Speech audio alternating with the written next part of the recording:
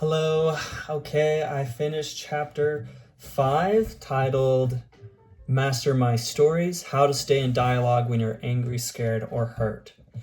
And I will share my overall take and then share some passages that I really liked throughout the chapter. This one is like the meat and potatoes of the chapter. So there's a lot, and it was really difficult to narrow it down, but I hope some of you resonate with this. So I really like this chapter. I mean, it's talking about all of the stories that we tell ourselves and why it's so important to recognize and analyze those stories and take a step back and like understanding why we are feeling the emotions we are from the stories and what we're missing.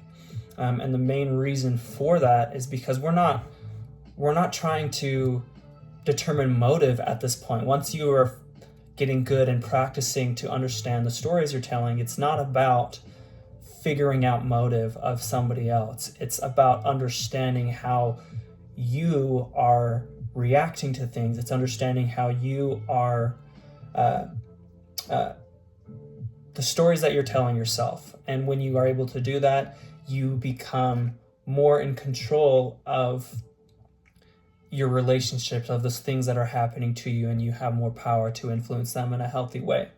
So the first thing I want to share is this passage. How you respond to your own emotions is the best predictor of everything that matters in life. It is the very essence of emotional intelligence.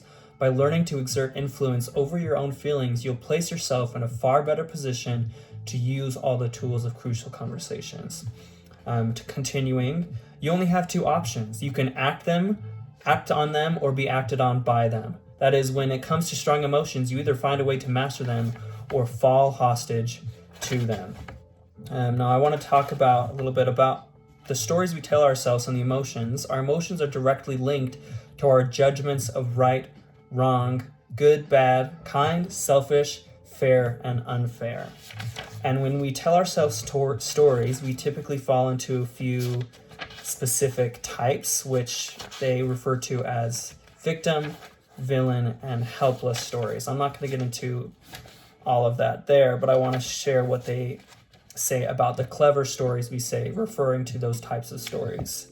More often than not, our conclusions transform from reasonable explanations to clever stories when they conveniently excuse us from any responsibility, when in reality we have been partially responsible. The other person isn't bad and wrong, and we aren't right and good. The truth lies somewhere in the middle. However, if we make others out as wrong and ourselves as right, we're off the hook. Better yet, once we've demonized others, we can even insult and abuse them.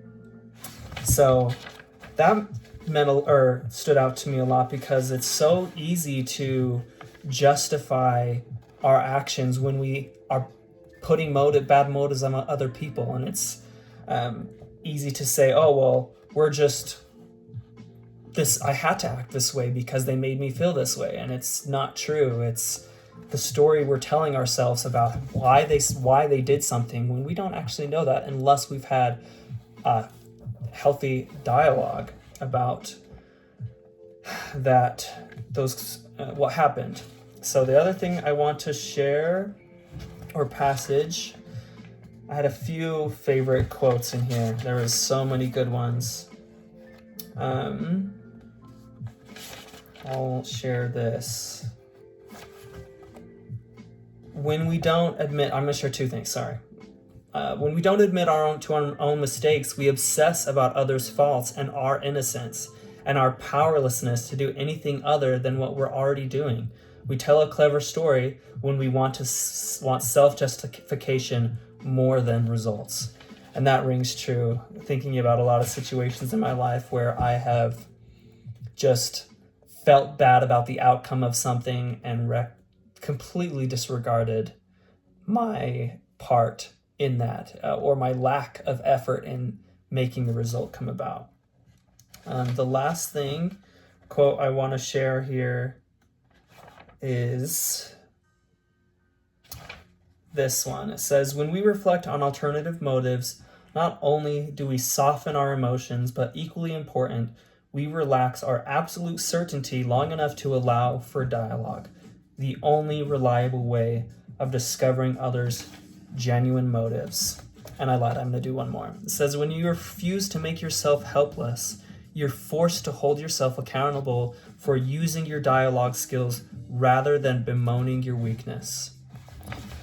I love this chapter because it's just so important to understand the stories we tell ourselves. And when we are better understanding or have a better understanding of those stories, we can also see when other people are telling stories and kind of give them more grace for and understanding that it's really difficult and it's so easy to tell a story like that, and offer judgment on others. So anyways, I hope some of you resonated with some of that. Let me know if you have any questions or thoughts that you want to share in the comments, and I'll get back to you. Take care.